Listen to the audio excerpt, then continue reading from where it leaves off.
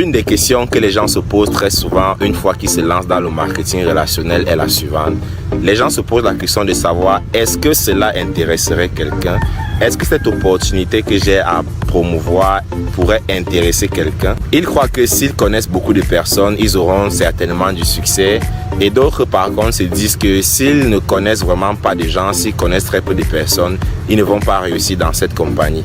À première vue, cela semble vraiment logique, mais je peux vous assurer que cela n'est pas du tout vrai. Et c'est la raison pour laquelle dans cette vidéo, je vais te montrer comment est-ce que toi, tu peux faire pour développer ton habilité à pouvoir trouver des prospects. Des études ont révélé qu'il existe 3 catégories de personnes qui évoluent dans l'univers du marketing relationnel, à savoir les poseurs, les amateurs et les professionnels. C'est la raison pour laquelle je t'invite donc à suivre cette vidéo jusqu'à la fin, car dans cette vidéo, je vais t'expliquer quelle différence existe-t-il entre les poseurs, les amateurs et les professionnels que je viens de citer. Mais ce n'est pas tout, je vais également te donner les 4 étapes nécessaires que tu as besoin de suivre pour maîtriser l'art de trouver des prospects ou alors pour maîtriser l'art de la prospection. Alors sans plus tarder, la suite directement après le générique. Comme je l'ai mentionné dans le début de la vidéo, nous avons 3 catégories de personnes qui évoluent dans l'univers du marketing relationnel. Et donc là maintenant, nous allons commencer par la première catégorie qui est celle des poseurs. Lorsqu'il s'agit de trouver des prospects ou de nouveaux clients ou de nouveaux distributeurs, les poseurs sont ce type de personnes-là qui graissent mentalement une liste de 2, 3, 4, 5 noms et espèrent avoir du succès avec ces 5 noms-là. Ils espèrent que ces 5 ou 4 personnes vont grossir les rangs de leurs équipes et que ce sont ces personnes-là qui vont leur faire réussir à avoir les résultats qu'ils visent. Et leur avenir tout entier repose sur la réaction de ces quelques personnes dont ils ont dressé la liste dans leur tête. S'ils ont de la chance de recruter l'une d'entre elles, c'est-à-dire les quelques personnes qu'elles ont dressées dans leur liste mentale, donc s'ils ont la chance de recruter l'une d'entre elles, leur carrière se verra quelque peu allongée, ils auront quelques bons résultats, plus ou moins de toute façon. Et par la suite, ils pourront même dresser une liste de 3 ou 4 autres personnes supplémentaires. Et encore, avec un peu de chance, ils finiront par quitter le rang de poseurs pour rejoindre la deuxième catégorie qui est celle des amateurs. Seriez-vous surpris de savoir que 80% des personnes qui démarrent l'industrie du MLM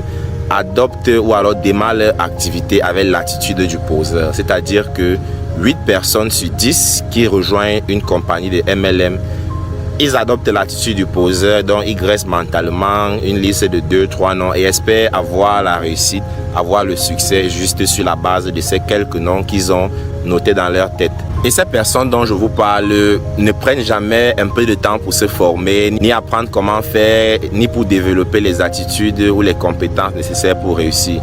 Tout ce qu'ils font, c'est juste de dresser des listes de noms et attendre que la chance se produise. Votre tâche consiste donc à ne pas faire comme eux, mais également à éviter ce piège aux membres de votre équipe. Aidez-les à comprendre vraiment le potentiel de cette affaire dont vous leur parlez, ce que ce business pourra changer dans leur vie. Et vraiment, ne faites pas comme les poseurs, car les poseurs misent uniquement sur la chance. Et aucun business ne peut se bâtir sur la chance. Oui, maintenant pour le deuxième groupe de personnes, qui sont les amateurs. Là-bas, ils ne sont pas très différents des poseurs. Tout simplement parce que les amateurs, eux, ils vont dresser la liste sur papier, ce qui est déjà un pas de plus dans la bonne direction. Mais cela n'est pas tout. Supposons que ces amateurs graissent une liste de 100 prospects et qu'ils se lancent dans l'aventure sans aucune habilité, sans aucune compétence. Ils entreprennent donc de se faire de leur activité de prospection et leur liste commence à raccourcir progressivement. Et plus elle raccourcit, et plus leur anxiété augmente, leur niveau de stress augmente. Leur plus grande crainte est de ne plus avoir une personne à qui pourront parler de leur activité. Et d'ailleurs, c'est aussi ma plus grande crainte. Lorsque vous décidez donc de quitter le statut d'amateur ou de poseur pour devenir un professionnel, ce qu'il faut commencer par faire, c'est étudier les professionnels. Qu'est-ce que les professionnels font? Peut être considéré comme un professionnel ici quelqu'un qui a déjà bâti un réseau qui contient des dizaines de milliers de personnes ou encore des centaines de milliers de personnes. Alors, en étudiant quelques professionnels du domaine, j'ai pu comprendre et réaliser que les professionnels du métier considéraient la prospection comme étant l'une de leurs compétences de base à maîtriser, celle sans laquelle vous ne pouvez rien accomplir, vous ne pouvez rien bâtir. Trouver des personnes à qui parler fait partie du quotidien des personnes qui se considèrent comme des professionnels, car ils sont chaque jour à la quête, à l'affût de nouveaux distributeurs ou de nouveaux partenaires. La chance ne les intéresse pas. Ils ne s'inquiètent pas vraiment de savoir à qui vont parler de leur business, qui est-ce qu'ils vont parrainer demain ou après-demain. Là n'est pas le souci des professionnels. Que font donc les professionnels? Les professionnels commencent par graisser une liste sur écrit de tous leurs prospects ou alors de tous leurs clients potentiels. Ils vont noter sur papier et non pas le faire mentalement comme le faisaient les poseurs et les amateurs. Mais ces professionnels s'engagent délibérément à ajouter au quotidien de nouveaux noms sur leur liste. C'est-à-dire chaque jour qui passe, ils ajoutent 1, 2, 3, 5 noms. Les professionnels créent donc ce qu'on pourrait appeler une liste active de prospects. Voilà. Et je vais vous montrer comment créer la vôtre dans les prochaines vidéos à venir. Pour savoir comment faire pour graisser ce genre de liste, c'est très simple. À partir d'aujourd'hui jusqu'à ta mort, je t'invite tout simplement à prendre contact de toutes les personnes que tu vas rencontrer. Et trouve un moyen ou alors trouve une façon de pouvoir rester en contact avec ces personnes de façon créative. Je ne sais pas comment tu vas faire, mais c'est possible. Trouve juste un moyen de prendre les coordonnées de la personne et puis rester en bon contact, en bon terme. Maintenant que je viens de vous expliquer quelle différence existe-t-il entre les trois catégories de personnes que vous pouvez rencontrer dans l'univers du marketing relationnel, maintenant dans cette deuxième partie de la vidéo, je vais te dévoiler les 4 étapes à suivre pour maîtriser l'art de la prospection, pour pouvoir développer cette compétence qui consiste à trouver de nouveaux prospects. La première étape consiste à graisser une liste exhaustive de contacts, c'est-à-dire une très grande liste de contacts. Aussi grande soit-elle, graissez une très grande liste de contacts. Inscrivez dans cette liste le nom de toutes les personnes à qui vous pouvez penser. Peu importe qui que ce soit, graissez son nom dans cette liste. Peu importe si dans cette liste vous avez des personnes qui selon vous ne peuvent pas être considérées comme des prospects, le plus important c'est juste de mettre leur nom dans cette liste car ça sera votre base de données que vous allez exploiter au long du processus. Même si la personne vous dit ne pas être intéressée par le marketing relationnel, même si la personne vous dit qu'elle ne fera jamais ce genre de business, mettez d'abord son nom dans cette liste et vous allez voir pourquoi par la suite. Il est très important de graisser tous les noms sur cette liste car vous êtes en train de vous vider l'esprit et vous aurez de la place pour de nouveaux prospects. Lorsque vous notez par exemple le nom de votre neveu, cousin, cousine sur votre liste, regardez toutes les personnes qui sont autour de cette personne-là. Et vous voyez que c'est comme ça que votre champ d'action sera très grand au fur et à mesure que la liste va s'agrandir. Pensez à toutes les entreprises dans lesquelles vous avez déjà travaillé, toutes les organisations, toutes les associations, les réunions, les tontines.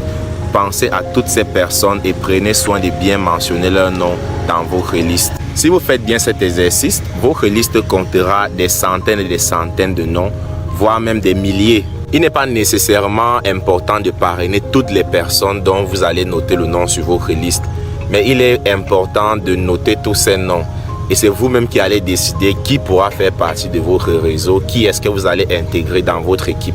C'était tout pour l'étape numéro 1. Maintenant, la deuxième étape consiste à examiner votre liste de contacts que vous venez d'établir et de penser aux personnes que connaissent les gens qui sont présents sur cette liste. Il y a de fortes chances que vous connaissiez la majorité de ces personnes vous aussi. Pensez aux membres de votre famille, qui connaissent-ils? Pensez à vos amis, qui connaissent-ils? Ajoutez tout simplement les noms de ces personnes dans votre liste. Pensez à toutes les relations que vous avez déjà eues depuis votre vie sur cette terre. Pensez à toutes les personnes que vous avez déjà connues. Ajoutez leurs noms sur cette liste. Ne vous souciez pas de savoir ce que vous allez faire de ces listes ou de ces noms. Notez-les tout simplement d'abord dans votre liste. Continuez simplement à y inscrire des noms au quotidien. Après la deuxième étape que nous venons d'examiner ou que nous venons d'aborder, la troisième étape consiste à étoffer constamment votre liste de prospects ou alors votre liste de contacts. C'est pourquoi les professionnels parlent toujours d'une liste active de contacts ou de prospects. Cette liste ne cesse jamais de s'allonger. Les professionnels, eux, ils se donnent pour objectif d'ajouter au moins 2 à 3 noms au quotidien dans cette liste. Il peut arriver même que vous ne fassiez jamais de prospection auprès de ces personnes que vous avez mentionnées dans votre liste. Mais comme on l'a dit, il est très important de mentionner d'abord leur nom. Premièrement, pourquoi? Parce que ça vous permet de vous vider l'esprit et ça permet de graisser ou d'établir votre réseau sur papier. Ça vous laisse également de la place pour de nouveaux prospects, pour de nouveaux distributeurs ou potentiels partenaires. Vous comprendrez rapidement que cette habitude ou alors cette aptitude fondamentale n'est pas très difficile à acquérir. Vous entrez déjà en contact avec des personnes au quotidien, ajoutez-les simplement dans votre liste. Vous faites la connaissance des personnes sur les réseaux sociaux au quotidien chaque jour. Ajoutez simplement ces personnes à votre liste de contacts. Les professionnels du MLM sont tout simplement ces personnes-là qui développent une grande sensibilité et font très attention au monde qui les entoure. La moindre personne avec qui ils entrent en contact, automatiquement le nom de cette personne se retrouve sur leur liste. Les professionnels savent qu'ils feront constamment de nouvelles rencontres. Quant aux amateurs et aux poseurs, ils ne s'en rendent même pas compte. Ils se contentent de passer leur journée en se posant des questions du genre « Qui donc? Est-ce que je vais parrainer quelqu'un aujourd'hui? Comment je vais faire? On a déjà parrainé tout le monde. » Voilà ce qui se balade dans la tête de ces amateurs et de ces poseurs. Et là, je m'en vais vraiment te poser une question. À quel point est-ce qu'il serait difficile pour toi de faire plus attention et d'ajouter ne serait-ce que 2 à 3 noms chaque jour dans ta liste? Est-ce que tu penses que cela est possible? Peux-tu faire cela? Je t'invite vraiment à y penser une deuxième fois. Imagine que tu ajoutes 2 personnes à ta liste chaque jour et que tu le fais 6 fois par semaine. Au bout d'une année, ton réseau aura minimum 600 personnes. Et si tu le fais pendant 5 ans, ta liste de contacts directs comptera plus de 3000 personnes. Écoutez-moi très bien. Je ne vous demande pas de vous jeter sur ces personnes à première vue pour leur présenter votre opportunité d'affaires. Non, c'est pas du tout ce que je suis en train de vous dire. Certains réseauteurs font cette erreur et ce n'est vraiment pas du tout bon. Contentez-vous simplement de les mettre sur votre liste de contacts. Tissez des liens d'amitié, de fraternité. Trouvez une façon créative de rester en contact avec ces personnes. Et puis lorsque le moment sera opportun, lorsque le moment sera propice, vous pourrez donc leur présenter ce que vous avez à offrir. Vous pourrez leur présenter votre opportunité d'affaires ou votre opportunité de business. La 4e étape consiste uniquement à se faire des relations. C'est-à-dire, tissez-vous sciemment des relations au quotidien. Il est difficile de faire vraiment de nouvelles connaissances si l'on reste caché du monde, si l'on reste à la maison. Donc c'est pourquoi vous devez aller dans des endroits publics ou privés, faire de nouvelles connaissances avec des gens. C'est comme ça que vous aurez de nouveaux contacts sur votre liste. Sortez, amusez-vous, inscrivez-vous dans un club, inscrivez-vous dans un gymnase, mais faites des choses qui vont vous mettre en interaction avec de nouvelles personnes. Adonnez-vous à de nouvelles causes, faites du bénévolat, trouvez des endroits ou des organisations où vous pourrez rencontrer des gens, des nouvelles personnes. Cela sera non seulement bénéfique pour votre entreprise, pour votre équipe, pour votre réseau, mais cela vous permettra également de vous faire de nouveaux amis et de nouvelles bonnes connaissances. Donc voilà, nous sommes rendus au terme de cette vidéo. Nous avons parlé des 3 catégories de personnes qui évoluent dans l'univers du marketing relationnel. C'était en première partie.